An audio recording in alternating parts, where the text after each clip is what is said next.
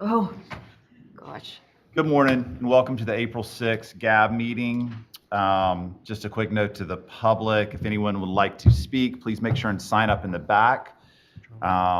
If you want to speak on general GAB, anything related to the GAB, not pertaining to the projects, you would go first.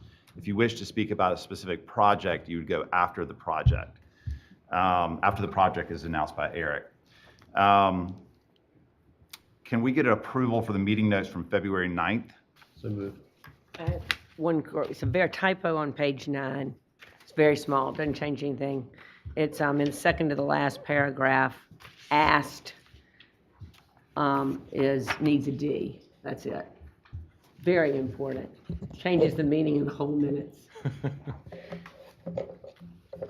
Can we get a second with that amendment or with that correction? Second. All in favor, please say aye. Aye.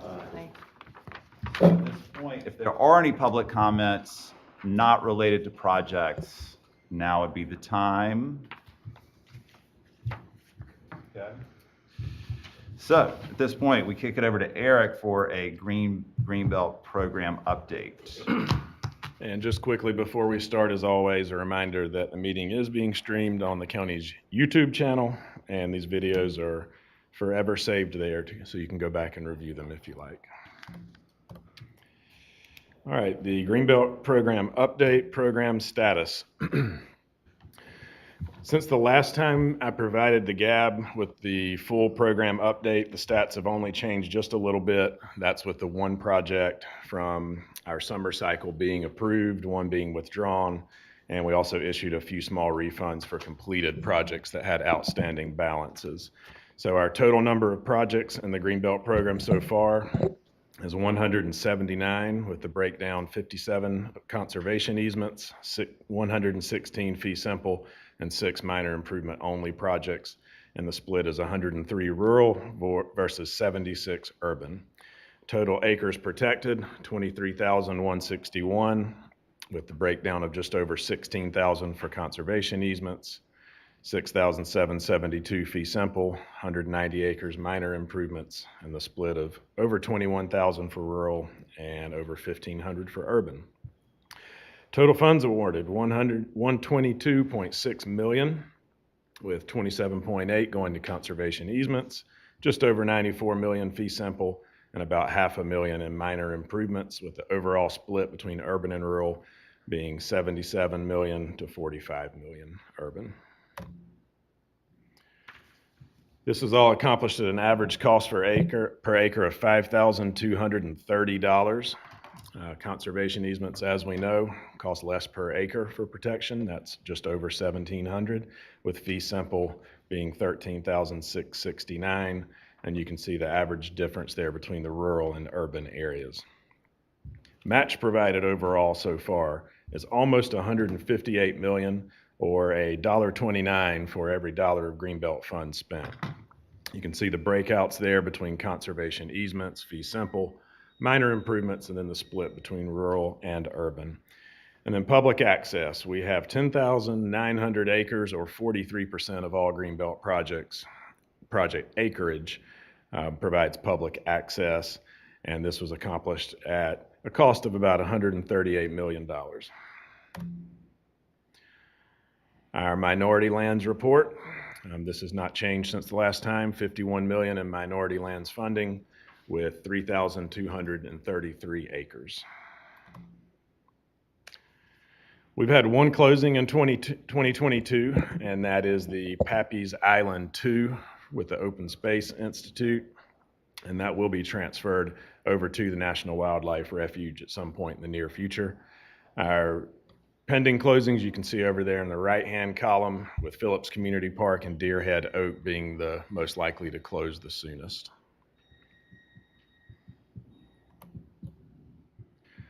Our goals update, we're still behind our goal in rural lands, urban lands, and corridors. However, we did add 1 acre since 2017 for corridor projects, and that, of course, is Mount Pleasant Way, Wingo Way to Scanlonville Park. Now the funding status update. Our current balance available for rural is just over 15.5 million, and urban just under 3 million, for a total of almost 18.5 million in cash on hand ready to award to projects. This is the breakout of our urban funds that are currently available. Again, the whole cash on hand thing. And as was the case last time we met, City of Charleston, Sullivan's Island, and the urban unincorporated are in the red. This is the total urban allocation for the lifetime of the program over there on the right. And just a reminder, even though some of those municipalities have a current deficit, they are not close to expending their projected lifetime allocation. And as I noted at the subcommittee meeting, the situation's a little more concerning for the urban unincorporated area, as only about 30% of the total lifetime allocation remains for the urban unincorporated area.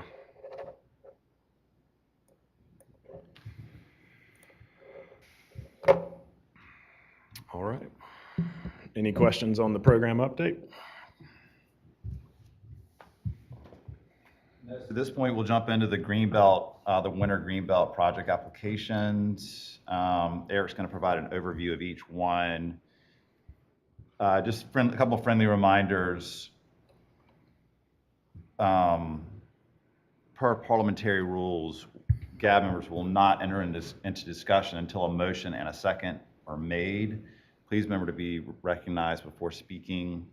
Also, public comments for individual projects will be allowed immediately following Eric's presentation, and we are not to engage in conversation with any public comment speakers. Lastly, friendly reminder, of course, I'd like to remind our board that these applications were submitted under specific established guidelines and criteria. While it may be helpful in the future to look at how some of these ideas we are discussing, 5-year plan review, those would not impact these projects. Those 5-year plan ideas should not be part of the project considerations for today. So, if all that's clear, Eric, kick it back to you. All right, thank you, Mr. Chairman.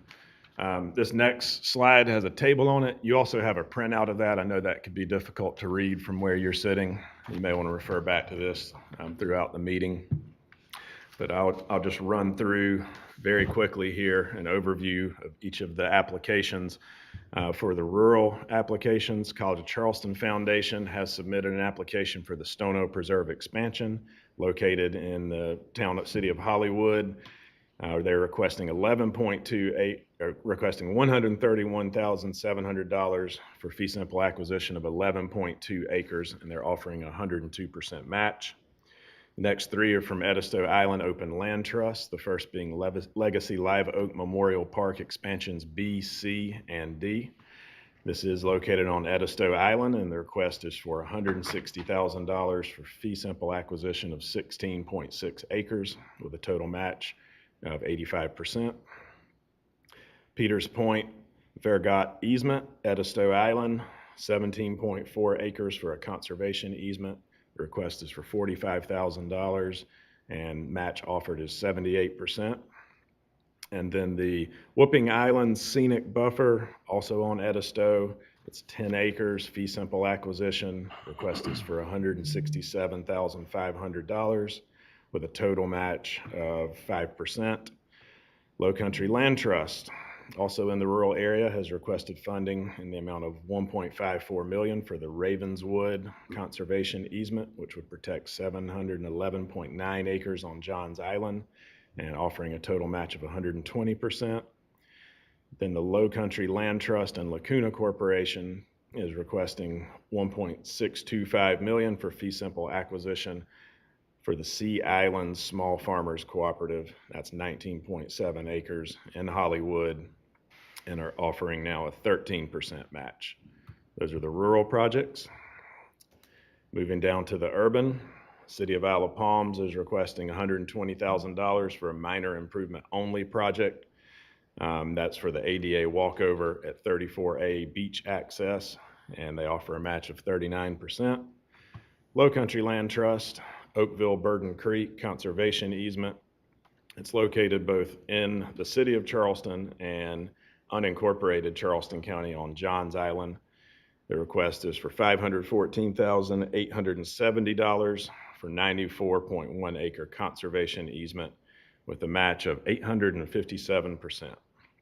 And the last one, urban area, town of Mount Pleasant, the Mount Pleasant Way, Whipple Trail. The request is for $734,430 for about 1.5 acres or 6,300 linear feet of multi-use path. The match offered is 47%. Cool, thank you, Eric. So as we dig into each one of these individually, just another little policy detail. The options for motions, just as a refresher, are approval with conditions, denial, or deferral. And per GAB rules, deferred projects are not forwarded to council, but must require the applicant to provide additional information by a set date or time period. In the event of a tie vote, the project is sent to county council without a recommendation. And that's it. We'll hear public comments right after each of Eric's presentations, and at that point, we'll look for a motion. And I've got just a few more general slides, and I'll jump right into the first project after that. No problem. This is just a larger map showing the distribution of the FY22 winter applications. That says urban, but it's all, I believe that was a carryover from one of my last presentations. But the red stars show where each project is located, all 9 of them throughout the county. It's pretty good distribution, nothing east of Isle of Palms and Mount Pleasant, but a good spread in the western part of the county. This is another table that you have a hard copy of there with your agenda packets. Just overall, I thought I would give the total requested for rural funds, which is $3,669,200. The city of Isle of Palms, again, they requested $120,000. If approved, the balance in their account would be $119,606. And just jumping back to the rural funds also, if all those projects are approved, it would leave just over 11.8 million in the balance for rural funds. And now back over to City of Charleston in the urban area, that request, if approved, would increase their balance to their negative balance to 1.889 million. But I did want to note here that they received a 1.58 million allocation for FY22. Our projections are for that to be a little bit higher in FY23. So if approved, after July 1st, it would get them not quite back to the black, but just barely in the red overall as far as the cash on hand and their allocation. If Mount Pleasant's request is approved, it would leave over 1.3 million in their balance. And overall for the urban projects, if all the requests are approved, it would leave over 1.5 million available in urban funding. And then total urban and rural, if all requests are approved, just under 13.5 million available. All right, and I'll jump right into the first project. So the first project for your consideration today is the ADA walkover at 34A Beach Access. This is a photo from the beach side looking back towards the road and parking and the pathway that's there now, 34A. Larger picture, it's located here, just east of where the connector comes in and the pier is, but not as far east as the Wild Dunes area. And this is a zoomed in version that shows that existing path that will be converted to an ADA compliant walkover. Again, the request is for $120,000. That would result in a pervious path and boardwalk to get those with motor impairments to the beach. We think this would be about 0.16 acres. That'll be determined at a later date exactly what the acreage would be, but just over 1,000 linear feet of path. The total, let's see, we've already covered the total match. Match details, are offering $3,800 for administrative and closing costs, $30,000 match to the minor improvements, $9,000 for other improvements, which will be paved ADA parking spaces out on Palm Boulevard, and $4,500 in design fees. This project does replace a previously approved but later withdrawn project at 42nd Avenue. And folks from the city noted this is a better site for a number of reasons, including an equitable distribution around the island, as well as the site topography is more conducive to an ADA access there, with it being more level. It would provide the public with enhanced waterway access, which is a hallmark of the comprehensive Greenbelt plan. And the subcommittee did recommend at their meeting approval of $120,000 in City of Isle of Palms urban funds for this project. Very good. Thank you, Eric. Are there any public comments for this ADA walkover? No. Okay. At this point, are there any motions? I'd like to move for approval of Isle of Second. Palms. We have a motion to approve and a second. All in favor? Aye. Discussion, excuse me. Discussion? The score was 53, which is low. I presume the score is low because we've talked about this before. The nature of the project just doesn't get a large score. That's And right. there's nothing necessarily majorly negative about it. No, sir. The minor improvement projects do typically score lower, just the way that our criteria is set up right now. And that this score would be similar to other minor improvement scores. Any other comments or discussion? Okay, at this point, we'll vote. All in favor of the ADA walkover at 34th, please state with an aye. Aye. All opposed? Okay, the motion carries. Moving on to the Stono Preserve expansion. All right, Stono Preserve expansion. Again, they are requesting funding for acquisition of 11.17 acres located right here in Hollywood between Dixie Plantation Road and Highway 162, and immediately adjacent to the existing Stono Preserve. This is the tract outlined in white here, and you can see that it is adjacent to several other Greenbelt properties that were previously funded. And a nice little photo from our site visit out that day.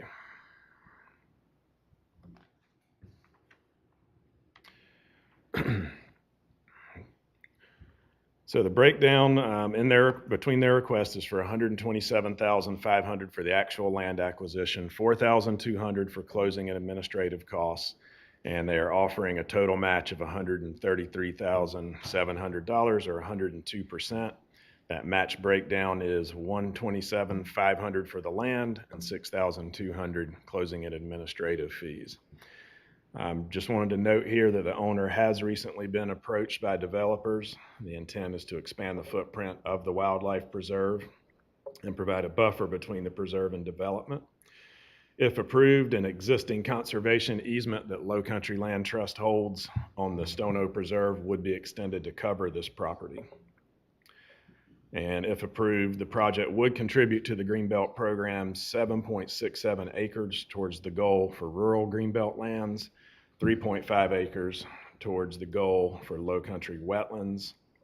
And overall, if approved, it would protect low country natural resources such as upland forests, forested wetlands, land critical to clean water, grand trees, and would protect wildlife habitat. The subcommittee did recommend at their meeting approval of $131,700 in rural funds. All right, any public comments on the Stono Preserve? Any motion from the GAP? Second. We have a motion to approve and a second. Any discussion or comments? Okay, we'll now vote. All in favor, please state with an aye. Aye. All opposed? Okay, that one carries. So next is Mount Pleasant Way, the Whipple Trail. Mount Pleasant Way Whipple Trail is located along Whipple Road, of course, between Mathis Ferry Road down here and Long Point Road up top. The request is for a multi-use path or right-of-way for a multi-use path that would result in 6,300 linear feet. This is a zoomed-in version of the route along Whipple Road. You can see a couple of crossings that are proposed here, but it would connect on the eastern end to existing Mount Pleasant Way, and again, Long Point Road on this end, with all different connections for parks and schools and residences and commercial areas. So the request, again, the breakdown is for $636,000 for acquisition of right-of-way for this corridor project. It would be up to that amount, of course, and they will utilize existing right-of-way to the greatest extent possible. The path would be a 10-foot wide paved multi-use path, and they're also requesting $97,600 for closing and administrative costs. We did discuss in the subcommittee meeting that this is a little higher than normal, but that's because there are up to 14 parcels that would require appraisals and due diligence. The total match being offered is 47% or $342,000 worth of land that the town of Mount Pleasant already owns. Just a refresher on the Mount Pleasant Way, it is intended to be over 20 miles of interconnected multi-use path throughout the town with an additional 15 miles of secondary greenway and quiet street routes. And these would be the spokes of our hub and spokes model, connecting Greenbelt properties and people to those properties and outdoor recreation opportunities if approved. And the subcommittee recommendation is for approval of $734,430 in Town of Mount Pleasant urban funds. Thank you, Eric. Any comments from the public on the Mount Pleasant Way Whipple Trail? Okay, any motion from the GAB? So moved. Second. We have a motion to approve and a second. Any discussion or comments? Okay, all in favor, please state with an aye. Aye. Opposed? Okay.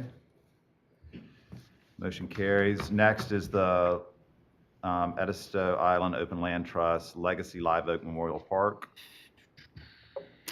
Okay, Legacy Live Oak Memorial Park, again, obviously located on Edisto Island, right here, highlighted in red there, near the intersection of National Scenic Byway, Highway 174, and Russell Creek Road. Here's one of the live oaks for which the park gets its name. And then here's a zoomed in map. So the blue outline parcel is the existing Legacy Live Oak Memorial Park, which was purchased prior to the Greenbelt program by the Land Trust. They are wanting to add these 3 additional 1-acre parcels to the immediate south, B, C, and D. Another note is this parcel immediately to the east is Expansion A. That was funded by Greenbelt funds several years ago. So this is expanding on the park and providing a buffer as well as a buffer along the Scenic Byway.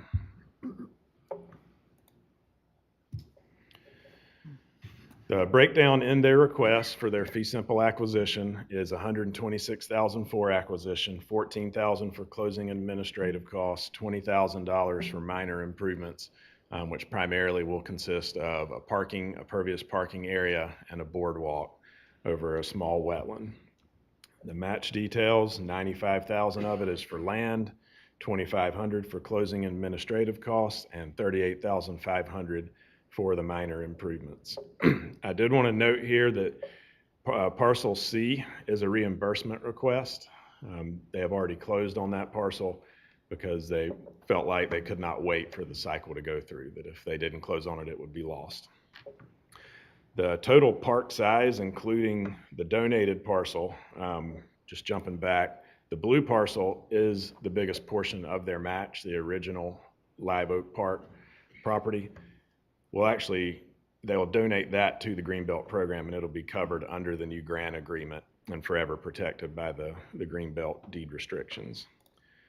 But the total size of the park, if this is approved, would be just under 29 acres and would provide 5.1 acres towards rural Greenbelt lands and 11.5 acres for low country wetlands. It contributes to the program furthermore in that it provides lands for public outdoor recreation and protects upland forests, saltwater marsh, riparian zones, floodplains, land critical to clean water, wildlife habitat, and grand trees.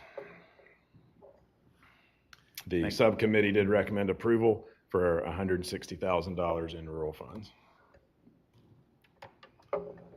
Thanks, Eric. Any comments on the Legacy Live Oak Memorial Park? Public comments, that is. Nada? Okay. Any motion from the GAB? So moved.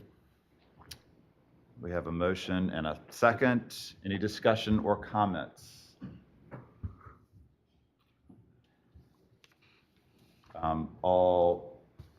Let's now vote. All in favor, please state with an aye. Aye. All opposed? Okay, the motion carries. Next is the Peters Point Road. Vergot easement. Vergot Yes, easement. sir. Another one from Edisto Island Open Land Trust for 17.4 acre conservation easement. On the big map here at the bottom, you can see Peters Point Road, and then it also fronts Store Creek to the north of the property. And it's outlined in red, this long rectangular linear parcel going from the road all the way to Store Creek. And this is a view fronting Store Creek. And the breakdown of the request is $25,000 for the conservation easement acquisition and $20,000 for closing and administrative costs. The 78% match is $35,000 of the value of the conservation easement, which the landowner is donating. A few highlights of the easement terms would be no subdivision whatsoever, no docks or bulkheads, a buffer of 150 feet along the roadway, 100 feet on the waterfront buffer, and a 9,000 square foot impervious surface limit.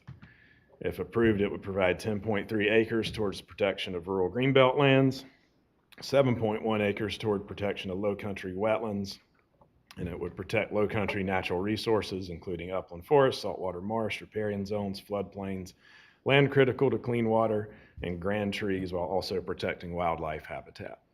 The subcommittee recommendation is for approval of $45,000 in rural funds for this project. Thanks, Eric.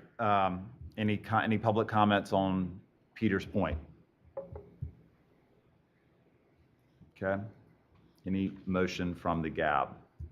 Approve. We have a motion for approval. Second. We have a second. Any discussion or comments? Mr. Jones? Again, just, I guess, to keep us honest, it looked pretty good to me, superficially or on the face value, but yet the score is only 53. Is there a reason for that? I think on a staff level, when we scored it, there were some things like there were really no opportunities for partnerships with this project, no public access. So I think those are some of the reasons that it did score lower. But I think overall, you do have a pretty large donation of easement value, and it's a small ask overall. One of the things that came up in discussion at subcommittee along this lines, because it did score poorly, was it's a small tract, and usually when you're looking at rural lands with easements, they're larger tracts with higher match, that kind of thing. And it was explained to us by the folks at the Edisto Island Open Land Trust is that they're dealing with major threats because of the pressure there to a lot of these smaller parcels that are still significant, contiguous, and contextually important for the conservation of the overall island. So that also is kind of a part of that, doesn't fit like it normally does in most of our projects and makes this a little bit more unusual. It's a big puzzle, but it's a little bit that still It's is a necessary small to piece, make- important, but it's important. I get you. Yeah. It could, that you could subdivide it to allow 10 different parcels on the property under current zoning. Is there a reason that the administrative costs are $20,000? I believe, Tom, you said that was primarily due to the fact that we've just seen those costs, especially for appraisals and such, rise like crazy. And they've actually had to come out of pocket on some recent projects that were approved by the GAB a couple years ago. So I think they're just being careful and saying up to that amount. Oh. I think that was discussed at the subcommittee, and I think what we're seeing is an increase as a percentage of the application of the administrative costs overall too. And conservation easements are more expensive to do administratively, require more legal work. But that is a good observation. We should take note going forward.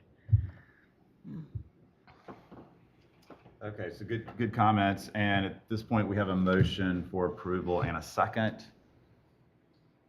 At this point, all in favor, please state with an aye. Aye. All opposed? Okay, the motion carries. Next project for your consideration is the Whipping Island Scenic Buffer. Located just as you get onto Edisto Island or Little Edisto Island, just off of Highway 174, the National Scenic Byway, at the foot of the William McKinley Bridge. So if you're coming across the bridge onto Edisto Island, it would be on your left-hand side with this view right here in the top right. And this is a zoomed-in view of the full parcel. You can see the upland portion right here, and it does include quite a bit of salt marsh as well. And it is across from the Dahu boat landing on the right side as you come off the bridge.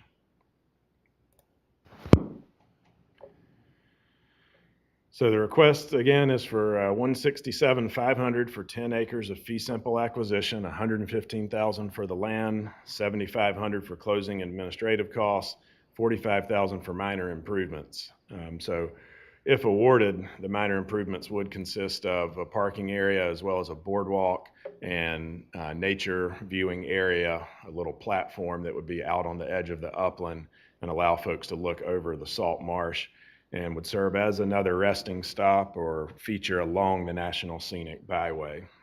The match is 5%. This consists of other improvements, not minor improvements, but ones that would not qualify for minor.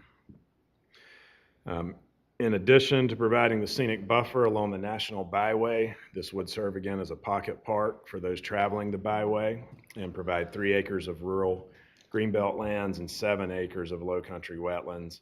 In addition to that, it provides land for public outdoor recreation, protects low country natural resources such as upland forest, saltwater marsh, riparian zones, floodplains, and land critical to clean water, as well as some grand trees out there.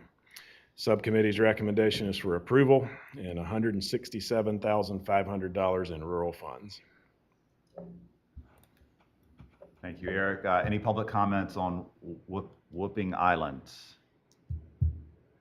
All right, any motion from the GAB? Approve. We have a motion to approve. Any second? Second. We have a second. Any discussion or comments? This is 3 acres of high ground, is that what you're saying? Yeah, the breakdown is 3 acres high, 7 wetlands. Okay, thanks. Okay, now we'll vote. All in favor, please state with an aye. Aye. All opposed? Okay, that motion carries. Next is Ravenswood, I believe. Oh, no, excuse me, Oakville. And these final 3 projects are from Low Country Land Trust. Oakville Burden Creek is maybe more commonly known as the tract next to the Johns Island Executive Airport, right here again in red, just off of River Road to the west. To the east is the Stono River, and south would be the airport.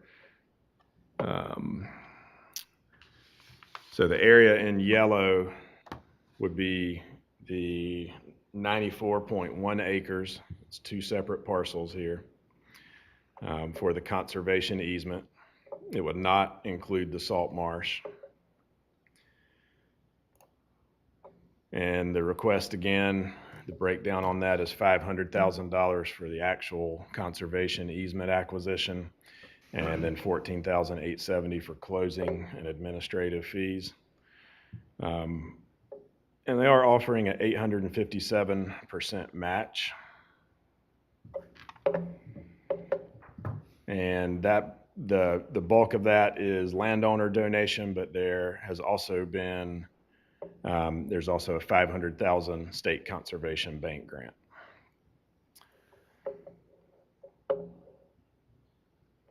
If approved, it would provide 77.35 acres of urban lands, 16.75 acres of low country wetlands, protect low country natural resources and infrastructure such as upland forests, forested wetlands, saltwater marsh, riparian zones, floodplains, land critical clean water, and grand trees, and also protect wildlife habitat. Highlights of the conservation easement terms include no subdivision, no structures. That means no residential or commercial structures. They did reserve the opportunity to do a structure for outdoor recreation. So think of more of a picnic shelter type structure. 300-foot river buffer, 100-foot wetland buffer, impervious surface limit of over 43,000 square feet, one dock on the Stono, one inland dock, and one new maintenance road. This is one that's a little tricky because 88% of it, or 83.13 acres, are in the city, and then 10.98 acres are in the unincorporated county. That's about 12% of the land area. What we discussed, or what was recommended in the subcommittee meeting, was approval with the condition that the funding come fully from the City of Charleston's urban fund, urban allocation. And their original resolution didn't indicate that. So they're actually going to redo that resolution at their next city council meeting to specifically state that they will fund the full project if approved. And again, subcommittee recommendation on that was conditional approval of $514,870 in City of Charleston urban funds. Thank you, Eric. Any public comments on Oakville, Burden Creek? Okay. Any GAB motion? I'll move approval. We have a motion. We have a second. Any comments or discussion? Mr. Jones? The total match, 4.4 million, is very large. I'm not sure that I've seen anything quite as large as that in my time. Mind you, I may have a failing memory, but would you like to comment on that? I believe the bulk of that match is just the donation. It's the difference between what the property would be appraised at if it could be fully developed versus, the difference in putting those restrictions on the property. So I understand, but then I guess it follows that the owner is giving up a lot of prospective profit or assets or value by agreeing to this. Yes. agree. Still, whatever way you look at it, it's pretty generous. That's exactly right. That's extraordinary. Yes. Thank you. Yeah. So it's not age. I think it's recognition. So why didn't you get a higher score? I guess that's a rhetorical question. Well, the score is based off of the guidelines, right? You can only go so much. You're capped, basically. Okay.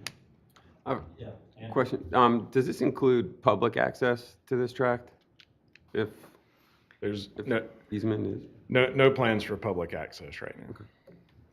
And Right next to the airport, and so there's a big safety component as an airport space, as well as a conservation benefit and a resilience benefit, is what I understood in that. So that would naturally limit what that would make sense to do when you've got airport safety considerations for open land.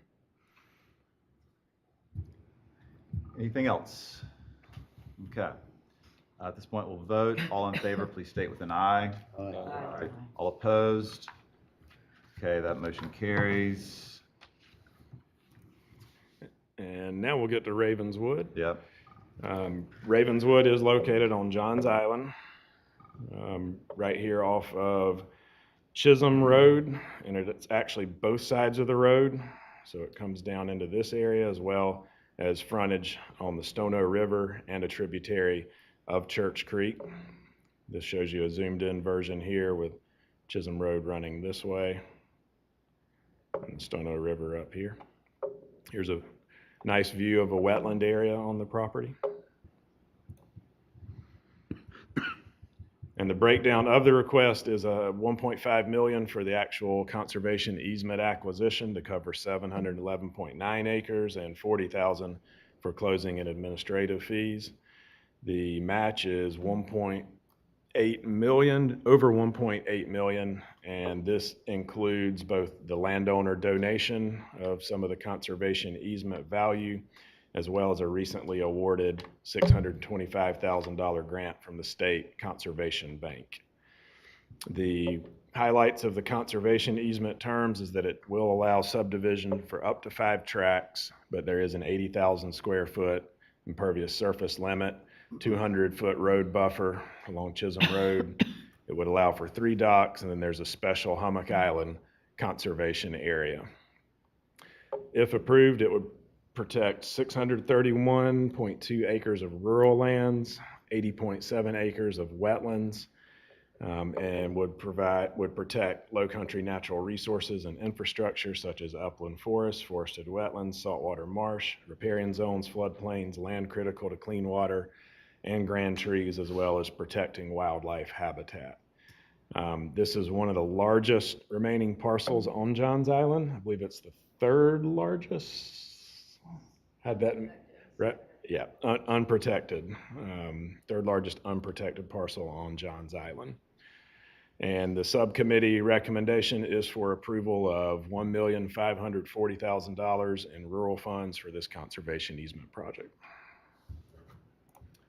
Okay, thank you, Eric. Any public comments on Ravenswood?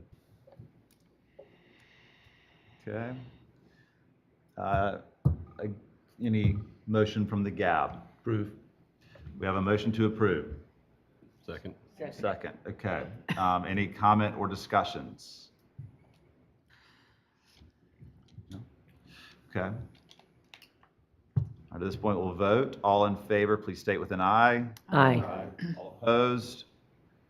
Okay, Ravenswood carries. Last is the Sea Island Small Farmers Cooperative.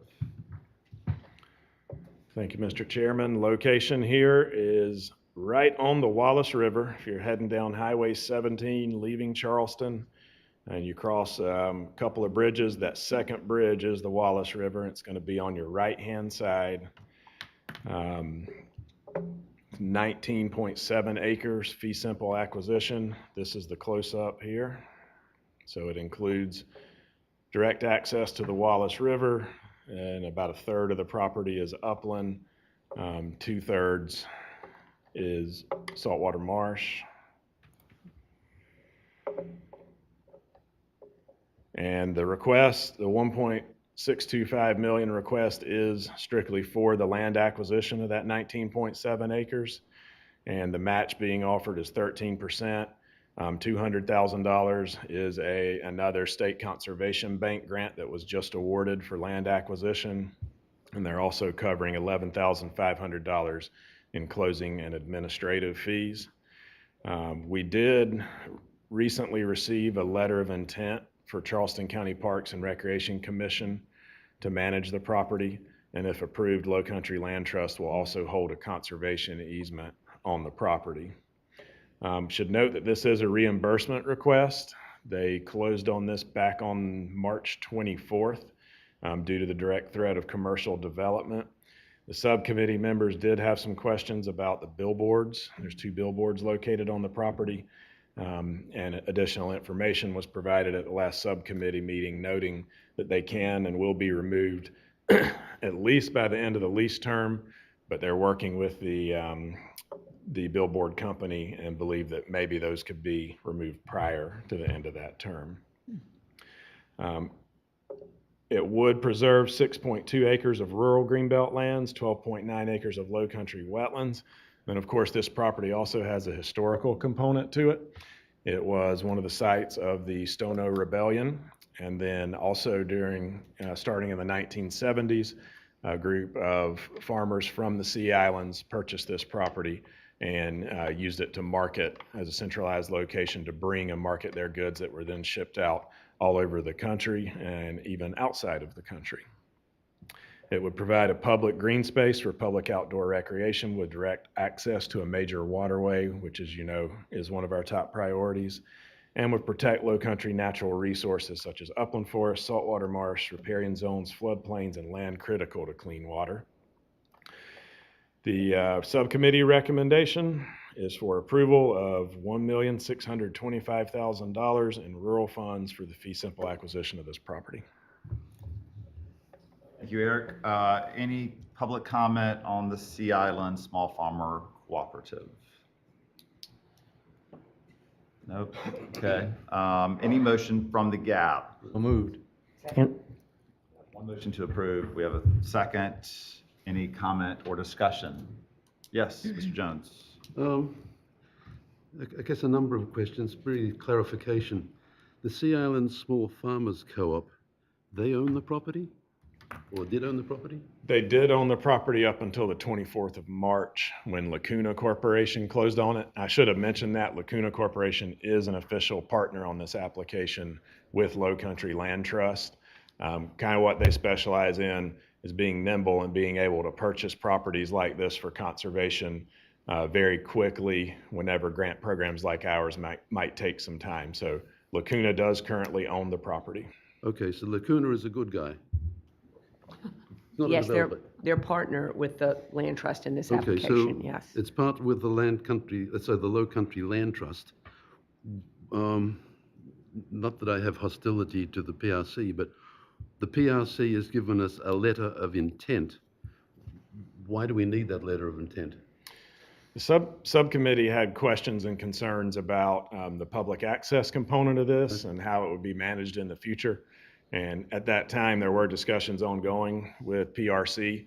They have a property nearby, just a couple of parcels over, which is the Caw Interpretive Center.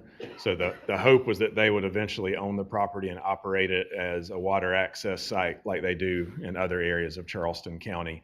But just trying to have them work through their process, the letter of intent was the strongest official, we're interested in doing this. It's that they can strong, but provide. it's still not a binding thing. I mean, they're not committed to it. It's just, is it a letter of intent?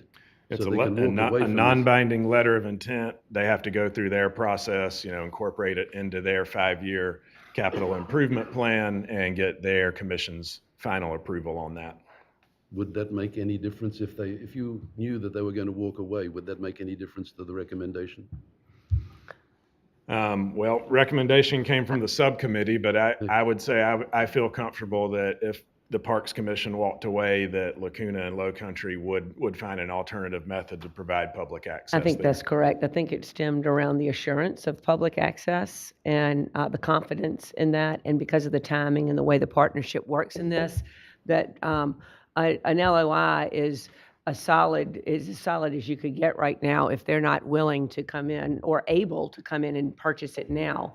This was a very timely acquisition for the need to have that happen now. So Lacuna and the Land Trust were able to partner and assure that.